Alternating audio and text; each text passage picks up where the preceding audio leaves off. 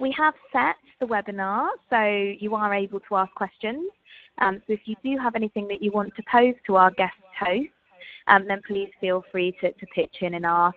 If you don't feel comfortable speaking on the webinar, then also you have the option to write a message. So first of all then, just to introduce myself, I'm Claire Farrow. I'm the Programme Manager at Outsource UK and Diversity and Inclusion Lead. So I currently run a series of events, webinars and soon-to-be podcasts around diversity and inclusion. I've also got my colleague Rosie on the webinar today, Rosie Anderson. I don't know if you want to say hi, Rosie. Hi, I'm the cyber recruitment lead for Outsource, so I look after all the lovely cyber roles that we have, particularly at senior management level, but I run the team here as well. I've worked for Outsource for almost 15 years, if you count my 2P time, and I'm also a supporter of Claire's D&I events, and I do tend to get quite heavily involved with them. Thank you, Rosie. And finally, to welcome our guest host to today's webinar, Stu Hirst, Head of Security Engineering at Photobox. Stu, I'm going to hand over to him shortly, and he'll be able to introduce himself and talk through today's topic. Just very quickly, in case you aren't aware of who Outsource are, Outsource has now been in business for 27 years. We have 5 branches throughout the UK. So the head office, which is the branch I'm based in, is in Swindon. Rosie's up in Manchester today. We've also got an office in London, and we've got 2 in the Midlands, one in Newcastle under Lyme and one in Birmingham. Got a number of key customers that we work with, and they cover the IT and the engineering sectors. And for the purposes of today, there will be quite a heavy focus on cyber security, which is obviously Stu's area of expertise and also my colleague Rosie. So first things first then, I'm going to hand over to Stu for you to introduce yourself. Yeah, hi guys. Thanks for having me along today. So yeah, I'm currently the head of security engineering at Photobox Group. We also own Moonpig and 2 other brands in Germany and Spain. So you're one of the Europe's leading kind of printing companies, online printing companies, huge transactional volumes on our website and mobile applications. I'm hoping kind of everyone's heard of the brands in some way, shape or form. Now my background really, I was at RBS for 12 years as a mainframe developer for my sins, and then I took a year out at the end of my 20s to work in the music industry, which also has parallels to some of the imposter syndrome things that I'll explain shortly. I joined the train line in 2011, where I really moved into cybersecurity through luck, really. My boss at the time was looking for somebody to lead PCI. Not the most exciting of subjects, but it was really my kind of dipping my toe into InfoSec. So I got Trainline through 2 years of PCI and really started to upskill in areas of cybersecurity. Then I was lucky enough to join Skyscanner up in Edinburgh as one of their first security people or senior security people, and I spent 3 years there building their security team. So an incredibly agile tech organization, a really wonderful place to work, very autonomous, and really gave you the space to learn. And it was where I probably did the best work of my career. I guess during that time I found it difficult to know where to go and get information around how to strategically lead security in companies like that. There's not a huge amount of companies on the planet who exist in that way with that kind of agility. So I did a lot of research around people who were publicly putting themselves out there, dealing with some of the problems that I ended up dealing with. And I think one of the interesting things I found from that is many of those people have an element of imposter syndrome as well. I then had a fairly short stint at Capital One in their cyber leadership team, about 10 months or so there recently, dipping my toe back into financial services.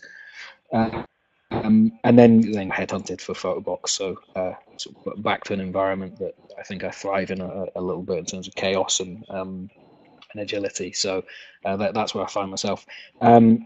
I'm also a public speaker, so I do various speaking events around the country and beyond. I run a meetup up in Scotland, which I think is now the most popular technique up in Scotland, not to big it up too much. Wow. I run an AWS security forum as well on Slack, which people are welcome to join if they're into AWS.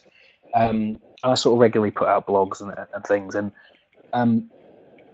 when I tend to try and do presentations, I think about them for months on end around content and around what I think will be valuable. And I look what else is out there and the kind of chat that there is either online or at conferences or webinars. And one of the things that I just wasn't seeing was this piece on imposter syndrome. Now, lots of people talking about women in cybersecurity, which is great. I've seen some presentations recently on mental health in tech, which I think is really valuable as well. But I've just not seen anybody talk about imposter syndrome, what it is, why it seems to be prevalent in security beyond other parts of either tech or business, and really what we can do about it. I did my first talk last week up in Scotland. The irony of that is halfway through I'd sent the wrong slides in, so I had to stop the presentation, which is not the best when you're talking about imposter syndrome for the first time. So it's a great opportunity here for me to explain about what that is, why I think I've got it, and why I think lots of people have it, and what the effect they can have. Not all negative, by the way, and I'll touch on some of that. And then really some of the kind of coping mechanisms or ways that you can get around it. I would have thought myself that imposter syndrome is something that women feel rather than men. So I think it's really interesting as well to get your take on that and to hear you talking openly about how it's kind of presented itself for you. I mean, how many people do you know who've got it, who suffer from imposter syndrome? Yeah, as I said, talking about this. Is it mainly men? Is it mainly female? Or is it? Yeah, difficult to know, really. I mean, the presentation I did last week to about 50 people, I asked the room how many people have not heard of the term imposter syndrome, and nobody put their hand up. So that was good. At least people were aware of the term. I then asked how many people thought they had imposter syndrome to any kind of extent, and I only got about 5 or 6 hands put up, which surprised me a little bit. I sort of assumed, perhaps wrongly or naively, that many people in their careers or their lives have got an element of this. The question did come up at the end around, is it more prevalent in women than men? A bit of a difficult question for me to answer, given that I'm a bloke. And we can cover some of this in the chat later on around why is it prevalent in cybersecurity. I think mainly because it's full of guys, which certainly would add to that element of imposter syndrome. I throw it back to you really, in terms of why you might perceive it as to be more of a female thing potentially. I wonder if it's from the self-doubt and maybe from the work that we're doing in terms of returners getting back into work and trying to present or promote cybersecurity as a career for females. Maybe that's just my presumption that we're trying hard. I know what you'll talk to in a second, the different forms of imposter syndrome. But I would certainly say I myself can recognise most of the things that you talk about, and I know Claire, who's also on the call, can probably identify with quite a few different forms that it appears in as well. So it's just my assumption. I suppose it's just my thought process. I wouldn't have thought it was a man's issue, but it's great to hear you talking about it and showing that actually, yeah, we all suffer from these things. None of us are superhuman. Yeah, no, absolutely. So go on then, talk me through what is imposter syndrome. Okay, so I'll try and spend a couple of minutes on my thoughts about what imposter syndrome is, and there's been lots of good blogs put out and things around this topic which are worth looking out for. It's otherwise known as fraud syndrome, is the other term for it. It's really where people doubt their accomplishments to a certain extent. They have this kind of low-level, persistent fear of being exposed in some way as a fraud or somebody that shouldn't be where they're at any point in time. for me personally, it doesn't just manifest itself in my career, it's manifested itself in my personal life, in my family life, in sport, in other things like that I do in various levels. And I'm keen not to make this sound self-effacing or some kind of, get the violins out, because I've had a great career, but there's an element of where you don't feel like you deserve the success that you've had, and it's been achieved through luck rather than hard work, dedication, and those kind of things. Somebody asked me recently whether I kind of shudder when I hear someone say I'm an expert at things. I tend, when I do conferences, people tend to put these little terms next to your names on the PR and things, and I do get a bit uncomfortable when people use those kind of terms, and I'll explain a little bit later about why that is. I sit regularly in rooms of people and wonder why I'm there.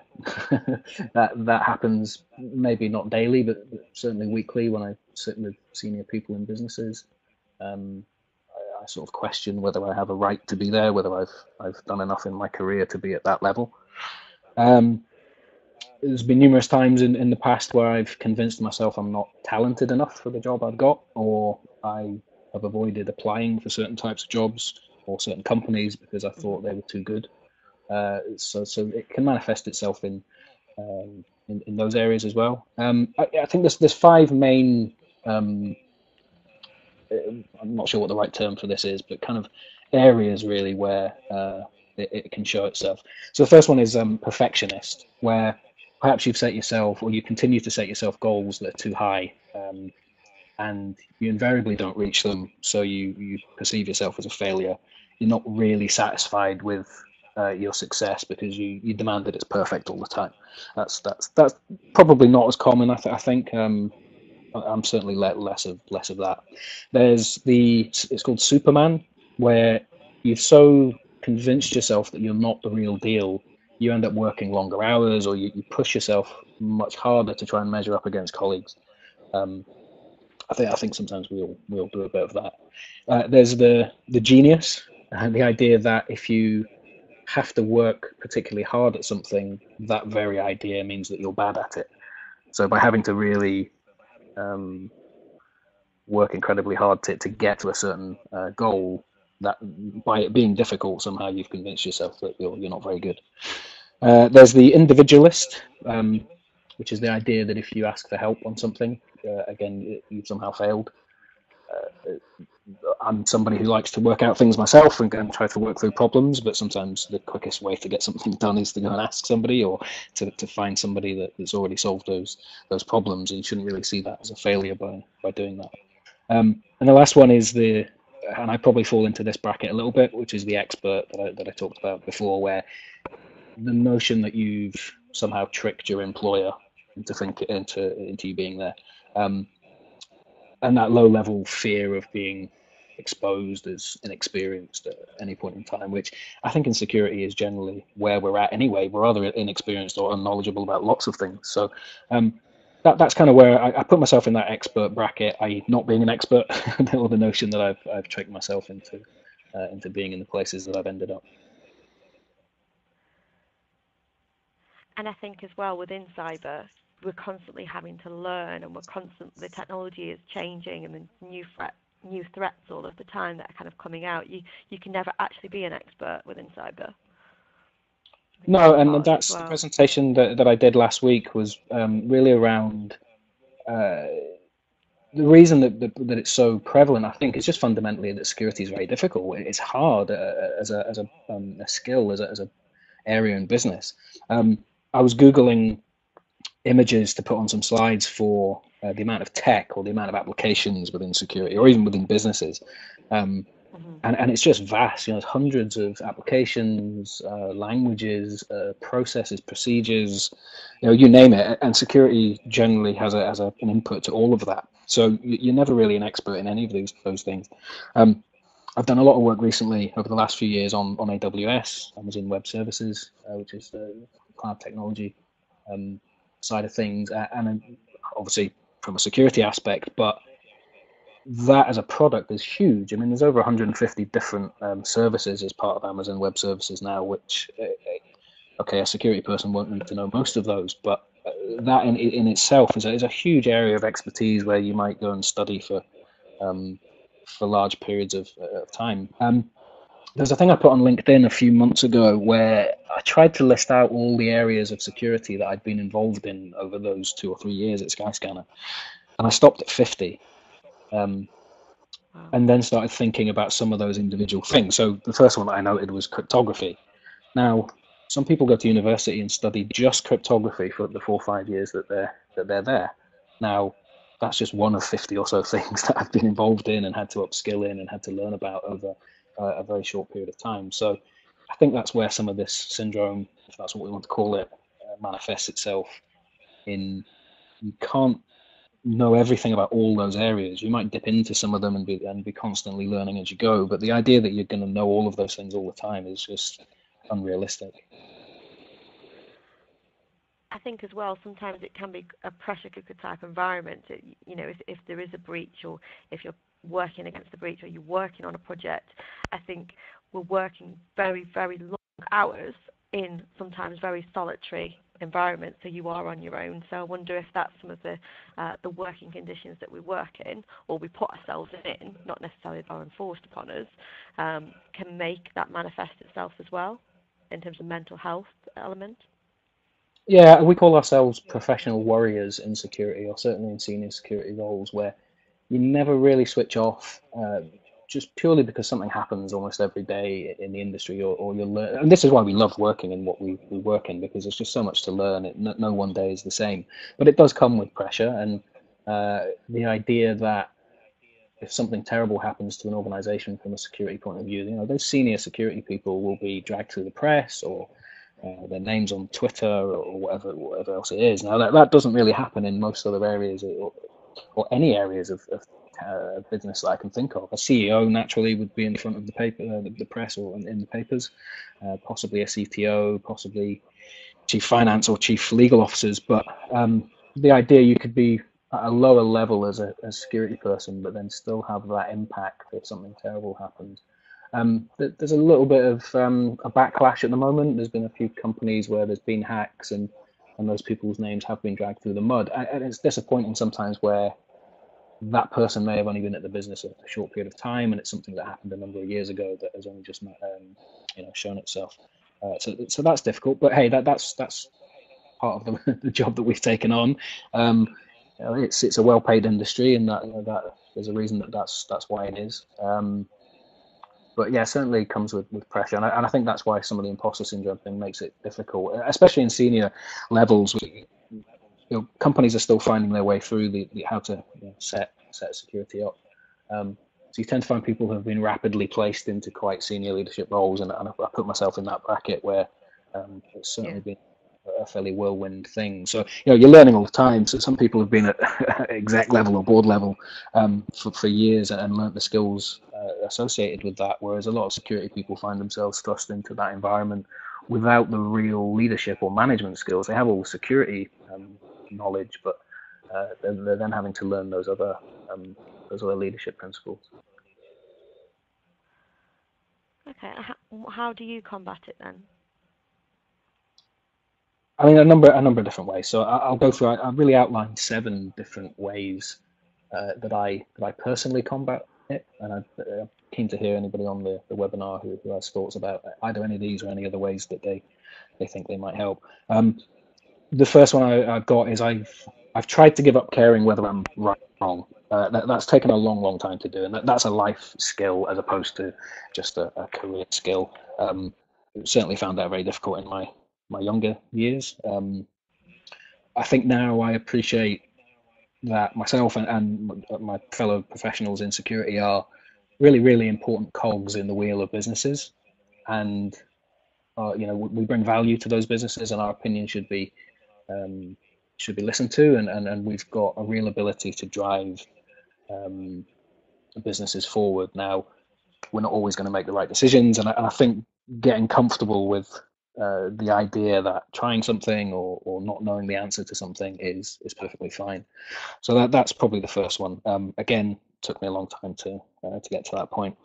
The second one is the other people in the room often don't know the answer either. I've been very lucky to sit in rooms with some really, really smart senior people, CEOs of businesses, very accomplished technical professionals, and you tend to find that actually you're in rooms of people who don't know the answer either, and that helps. That gives you confidence that you can exist at that level.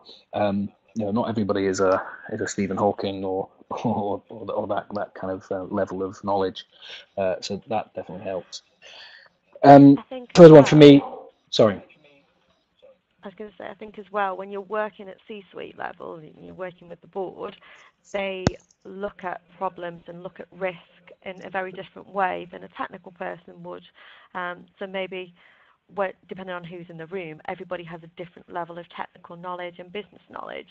So maybe that's a kind of, well, we know ourselves, that's a really critical skill to be able to converse at board level and with technical staff and with, regulators. So maybe that's a skill that has to be learned and built upon, and maybe that's why that's presenting. Yeah, absolutely, and that goes back to what I was saying before about why security is so difficult, where at any point in time you could be articulating the same thing to different people in different ways. So yeah, a board level isn't going to need to get to a technical level of detail particularly, so you need to be able to explain why things are a problem, what we need to do about them. And the next meeting you might be in with 10 AWS engineers where you need to explain at an extremely technical level what needs to be done. So again, those skills don't come particularly quickly, and you need to be in environments where you're able to gather some of those. The third one here is the worst outcome is nowhere near as bad as you think it might be. And I've learned that through many years of experience in lots of different things. Last week was a good example where I talked about Imposter Syndrome, and I'd sent over the wrong slide deck, and it was just a pretty embarrassing couple of minutes during the middle of that presentation. The irony of it being on Imposter Syndrome. Now, what's the worst that actually happened from that? Not a lot. A couple of minutes of embarrassment of me trying to figure something out, and perhaps it not going as well as I would like.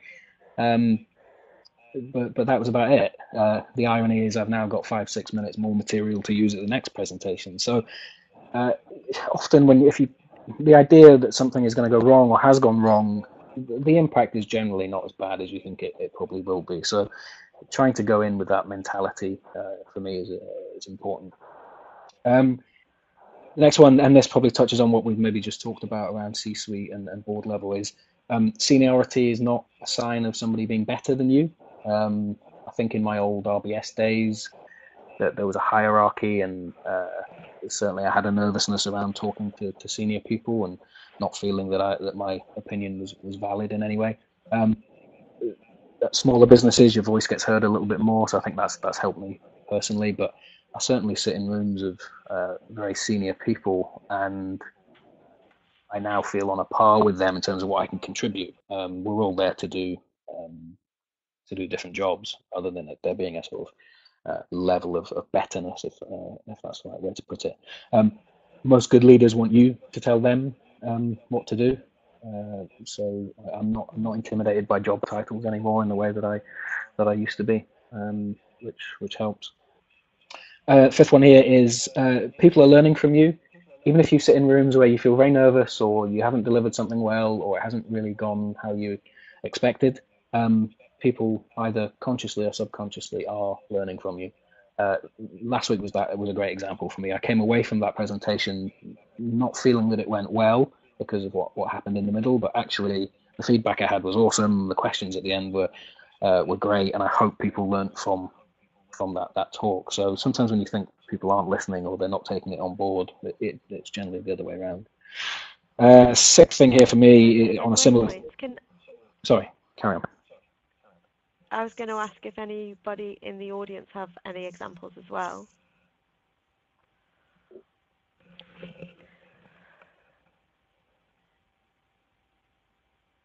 I don't know if there's any questions from Jane or Graham or Carol. Hi, Stu. It's Claire here.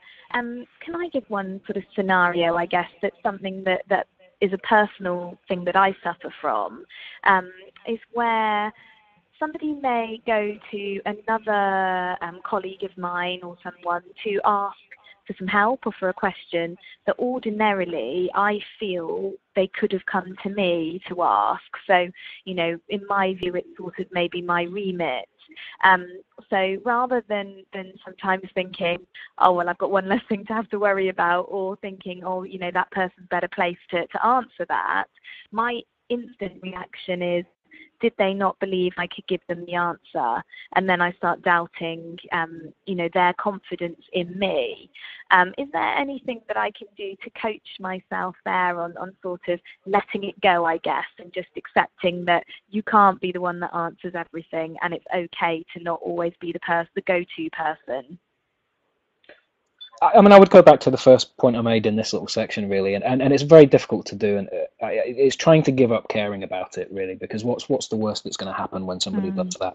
Otherwise, it can kind of eat you up, and you spend all day thinking about it. It's getting to a mindset where you accept that, you know, things aren't happening for a particular purpose, or it's not a personal thing, or somebody's not doing something designed to upset you. Or, I mean, sometimes they are, and you have to deal with those situations. But again, as much as I'm explaining this point, I can't. It's difficult to give practical advice about how to get to that point. It's a life skill. It's something that's taken me 20 plus years to be able to do. And that's not to say that I give up caring all the time. I mean, there's plenty of things that happen in lives and in business where, you know, you're deeply involved, either in an emotional way or otherwise, where, you know, you really care about the outcomes, and you care about what other people think about you and whether you've done the right thing. But I guess just being able to switch off from some of the things that happen in business naturally is probably the best way to try and do it.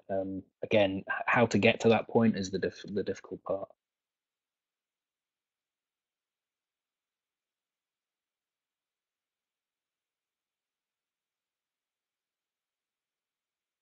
Is that okay? Thanks for that, Stu. Cool. Are there any other questions at all from anybody?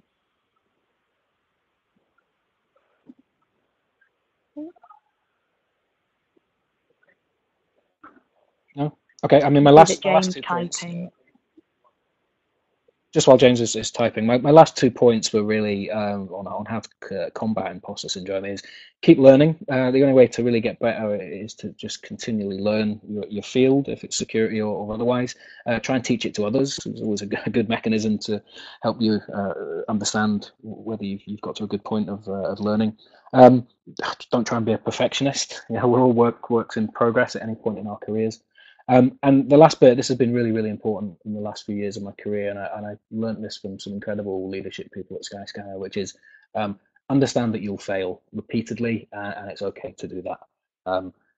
Some businesses can be high pressure environments, but in the right kind of places with the right mentorship and the right leadership, you're actually encouraged to fail and learn from it, because that's how we get better at what we do.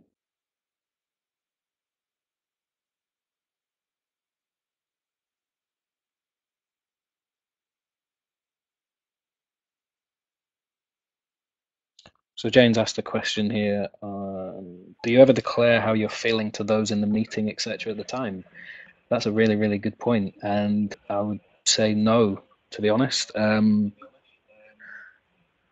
would love to get to a point where I was comfortable doing that, or we were in businesses where people could be as open within those groups. I've just read a book by the ex-chief people officer of Netflix, and I love Netflix. I love them as a product, but I love them as a company.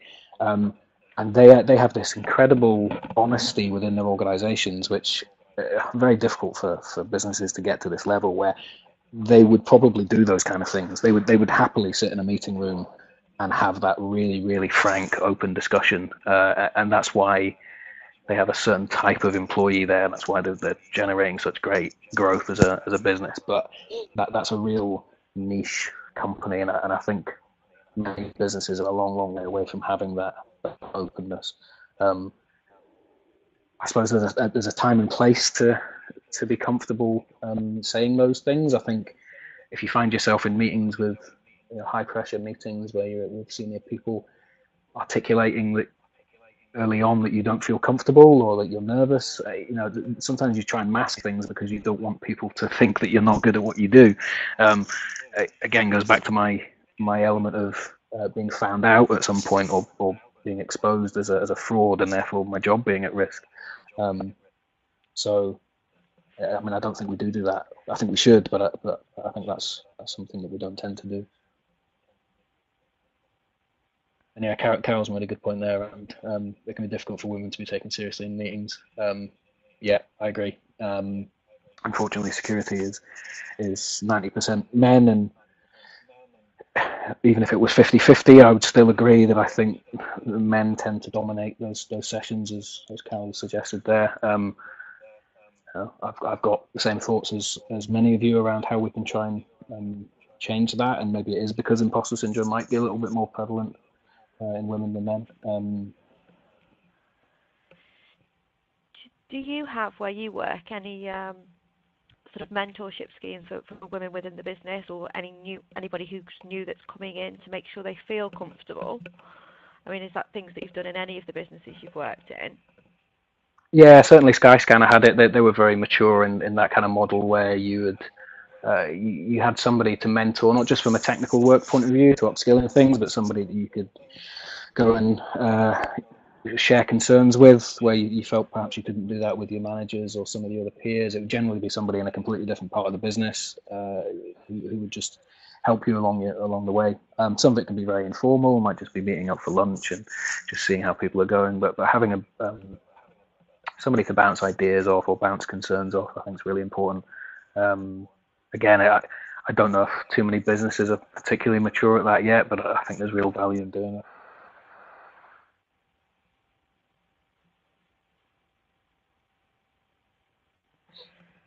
There's been another question from Graham. I think a lot of this comes down to culture and the ability to be able to say, I don't know. You are good enough to be there and to be in that position, but you can't be expected to know everything and have an immediate answer. Yeah, and again, that comes just with experience sometimes of being in those meetings where you're comfortable saying, I don't know the answer at the moment, but I'm going to go away and find out, and I'll get back to you at point X. I'd rather be in those environments rather than people trying to bumble their way through an answer or give the wrong answer, or that's if you don't know the answer, you just have to be brave enough to say, I don't know. And this goes for all types of different scenarios. It doesn't just have to be kind of business meetings, or I've certainly had it in interviews where you only know what you can know, and you can waffle as much as you like, but sometimes you just don't know the answer, and I think it's better to just say, I don't know, but here's how I would go and find out. And I think that's a better answer than trying to just come up with something.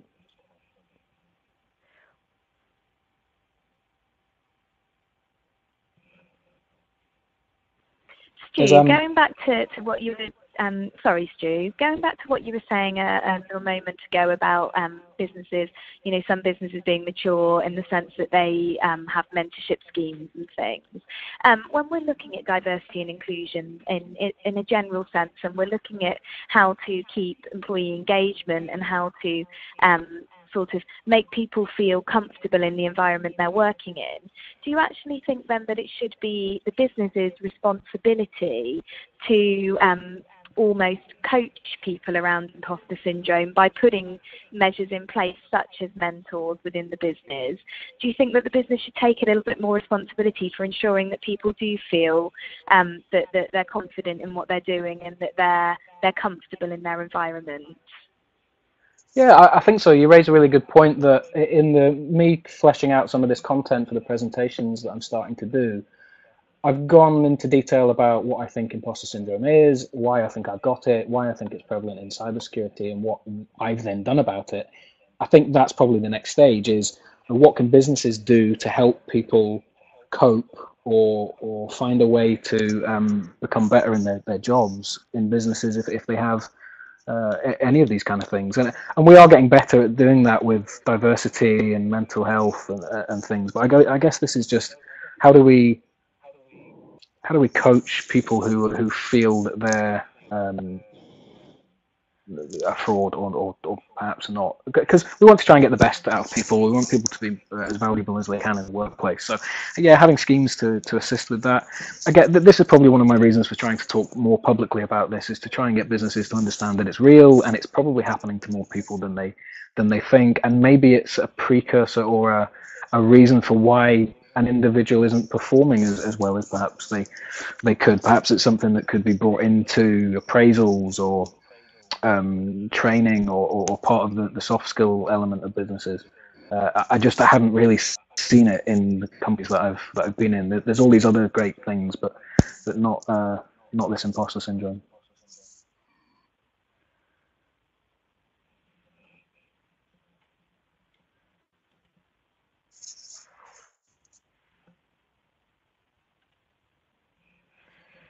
So there's been another question come through from Sam. I started off my career in security and sales. I was so desperate to own my own success. I tried to do everything myself, even outside of my expertise.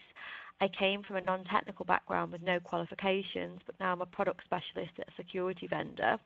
And I say to all my new starters and juniors that it's encouraged to not know things because that presents an opportunity for professional development. That's a very good point.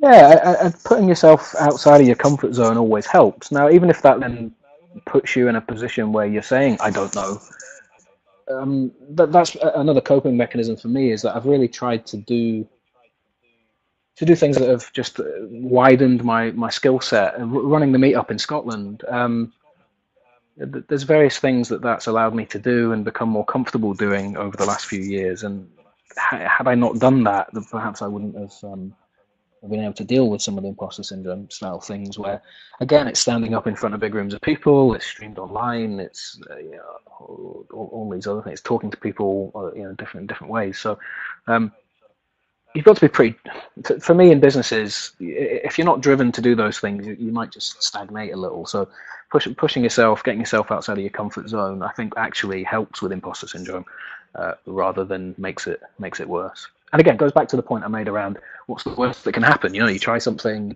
you don't find it very, very easy, or you fail at it, and then you learn and you move on. That's how we all get better.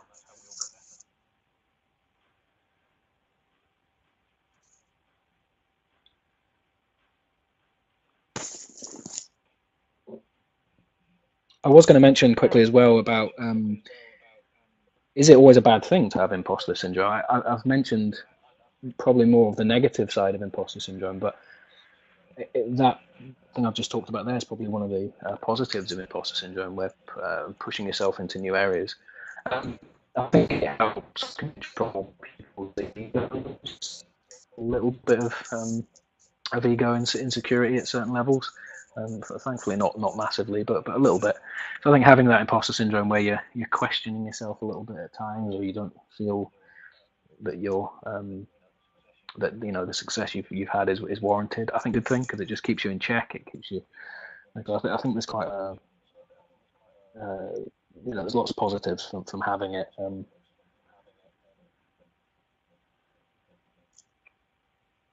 I think as well, like you say, if it keeps pushing you on to learn more and do more, and keep learning, that's obviously a good self-improvement. Yeah, absolutely.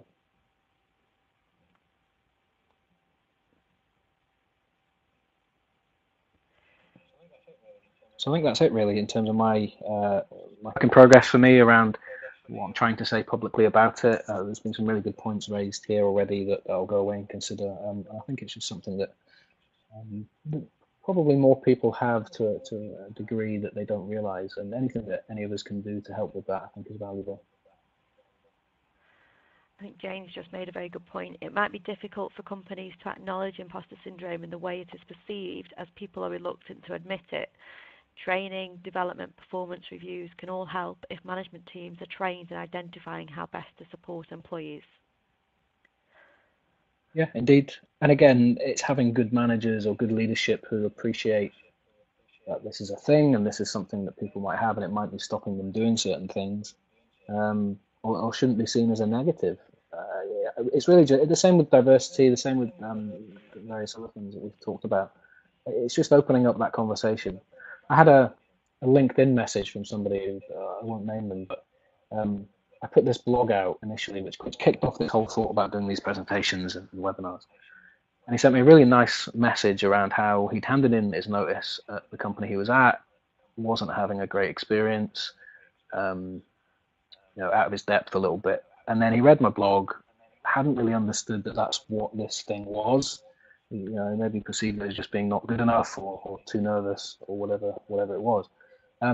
Ended up having a very frank conversation with his boss, worked out an improvement plan and some things that could help, and fundamentally he removed his notice and then carried on working at that company. So it was really nice to hear. It was nice that somebody had taken on a few silly points on LinkedIn and really thought, okay, that's me. That's actually what's going on. And then his boss has been open enough to have a conversation and then help him along the way. I think if that can have similar effect elsewhere, then that's awesome. That's a lovely point. Yes. I think James just said as well, if it's any comfort, the more senior you are, the more likely you are to feel this. Yep, absolutely. There was a really good quote from somebody last week around, I'd have to dig it back out now, around, people with genuine imposter syndrome they know that they've got it. So, and again, that point I said earlier on around sitting in rooms with very senior people, which, when you get to certain levels of your career, it becomes the norm. You suddenly realize that even if they don't have imposter syndrome, they certainly don't know the answer all the time, and they're looking to you for leadership, even though they're seen as the the main people in the company. So I right up to CEO level and beyond, I guess, is it would amaze me if these people don't have an element of it.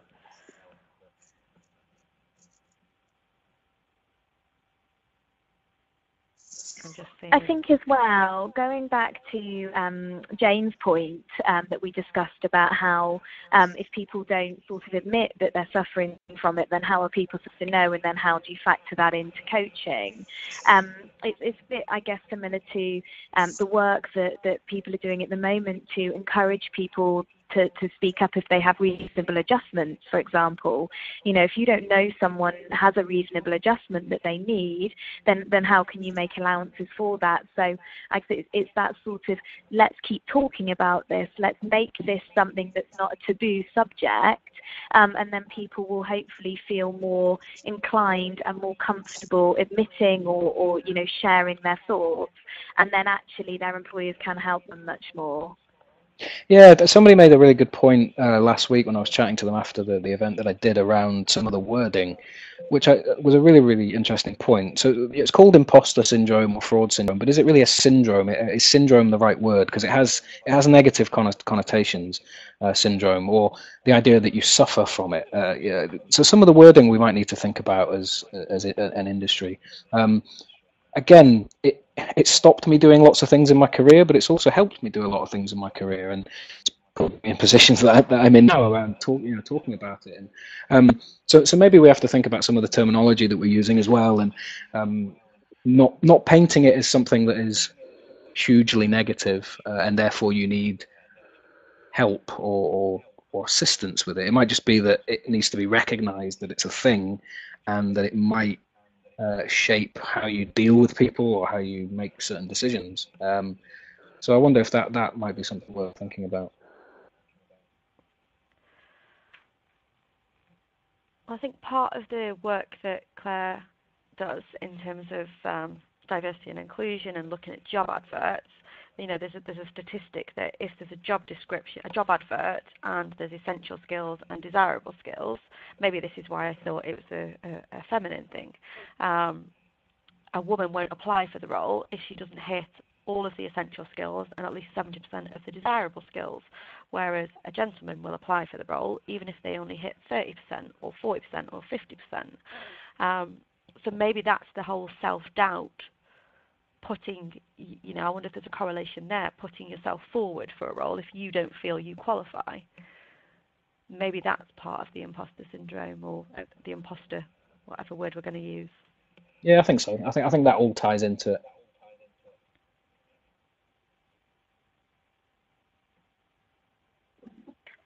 I think personally, ultimately, something that needs to be done is everybody just needs to be talking much more.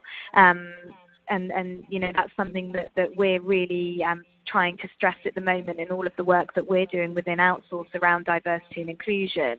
And we're sort of trying to organise meetups where people knowledge share, and we're trying to run webinar series and things so that we can keep the conversation going, essentially, and we can just make people sort of feel that it's okay to share this stuff, it's okay to talk, because actually, a bit like Carol said, it allows you to reinvent yourself, and actually, how do you ever change and improve if you don't accept the person you are at the moment?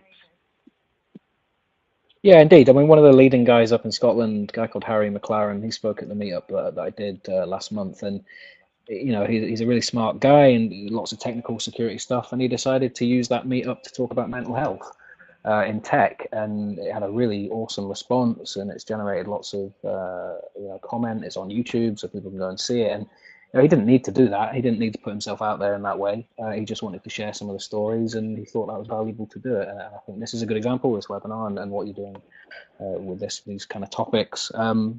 You've got to be brave to put yourself out there sometimes and talk about things that aren't great for you personally. But what I love about one of the elements that I love about security is that it is a pretty open community, and I think we're all willing to discuss a lot of these areas publicly beyond just trying to sell product or sell ourselves, which is a hugely positive thing. And I think I see that more in security than I do elsewhere in tech.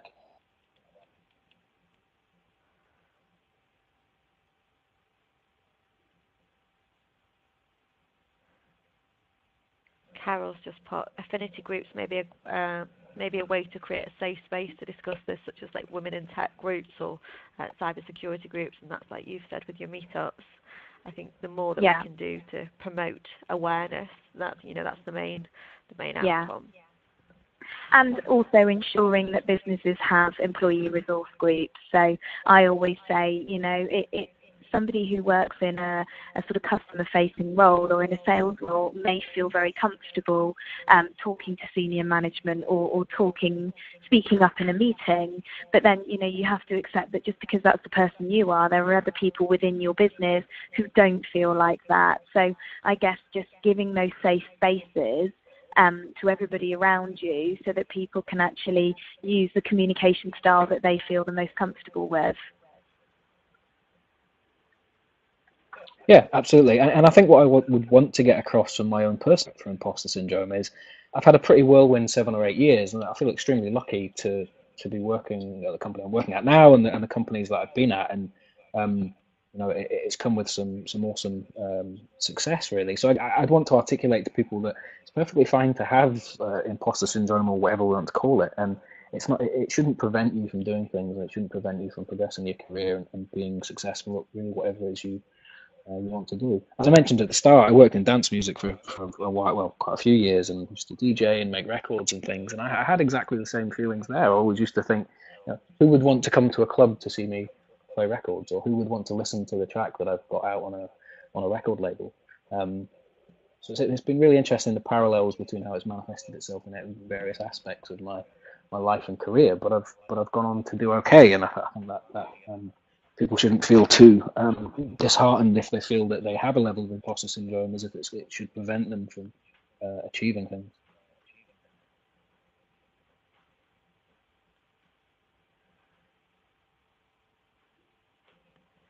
James made a point there around essentially a confidence issue. I agree, and I think that does play a part. I've met some supremely confident people, and then I meet people that are very introverted. I think the difference with the imposter syndrome as a term or the definition of it is it's the idea that you don't deserve to be where you're at, and you feel that you've tricked your way into doing it, as opposed to just having a lack of confidence or being supremely confident, which, again, we can learn those things. But the imposter side is really, at any point, somebody's going to come and tap me on the shoulder and say, yeah, you need to leave because you shouldn't be here.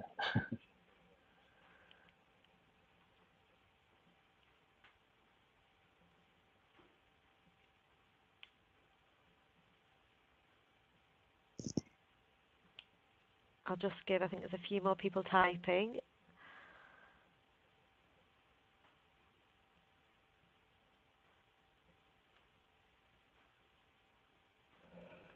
I can see that this topic has sort of created quite a good little conversation point, and I'm also mindful that we're going to be coming to a close on the webinar very soon. I think I'm okay to say this, Stu, but I'm sure that you would be comfortable if anyone on this webinar wanted to connect with you via LinkedIn, and you know, if they've got anything else they want to discuss with you, then obviously sure. continue that conversation. Likewise with Rosie and myself. And we've also got the Twitter #OUK Diversity Matters feed that we're always encouraging conversations to flow on. So, you know, after this webinar finishes in a couple of minutes, if you do have more to say, we'd love to still continue to hear from you. Yeah, cool. And Sam's made a good point there. He considers himself to be a confident, outgoing person, but always a little flash of doubt. Now, that resonates with me. I'm an extrovert. I'm a confident guy. I love speaking to people. I'm sociable. So I have all those traits, yet I have imposter syndrome. So it's not necessarily for introverted, quiet, nervous people. It can be for even people who on the outside look to be extremely confident in what they're doing.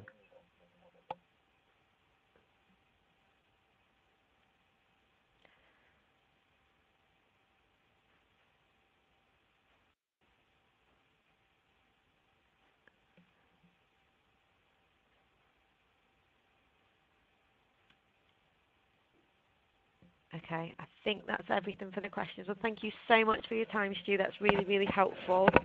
You've made some really good points, and I think we can all take away some thoughts as to how we're going to challenge this, or make sure that within our organisations that people who do feel like they're suffering or they don't know how to speak out, maybe we can take some good points away from that. Cool. No, thanks for having me.